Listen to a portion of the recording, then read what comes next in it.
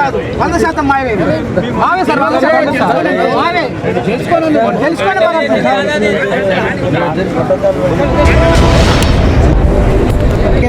ఇక్కడ ఈ భవనాన్ని 4,15,00,000తో సర్వశిక్ష అభియాన్ నుంచి ఇక్కడ శాంక్షన్ చేయడం జరిగింది.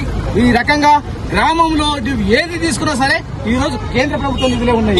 ఈ రకంగా గౌరవ స్పీకర్ గారిని మేము మర్యాదపూర్వకంగా కలిస్తేనే దౌర్జన్యం చేస్తున్నా అడ్డుకుంటున్నా అనే ఈ నిర్లక్ష్య సమాధానంతో ఇది మంచి పద్ధతి కాదు. ఇది మూడోసారి ఖచ్చితంగా అధికారులను మేము ఖచ్చితంగా GADలో కంప్లైంట్ ఇస్తాం. ఈ ప్రోటోకాల్ జిల్లా దిశ కమిటీలో ఖచ్చితంగా ఈ DE శ్రీనివాస్ గారి పైన కానీ సంబంధిత అధికారుల పైన తక్షణమే చర్యలు ఉన్నట్టు దిశ కమిటీ ఎల్లుండి జరగబోయే 30వ తారీఖు జరగబోయే దిశ కమిటీలో కూడా ఈ విషయాన్ని లేవనెత్తి అక్కడ అండగడతాం. ఈయనపై ఇక్కడ తప్పు చేసిన ఏ అధికారి అయినా సరే ఇప్పుడు వదిలేది లేదు. ఖచ్చితంగా ఆయన పైన చర్యలు ఉంటాయని మేము డిమాండ్ చేస్తున్నాం.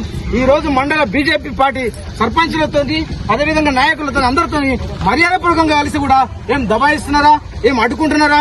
ఇది మంచి పద్ధతి కాదు. ఏమంటే మీరు అక్కడ చూసుకోండి, కేంద్రంలో అంతగా దుర్మార్గంగా మాట్లాడడం ఇది మంచి పద్ధతి కాదు.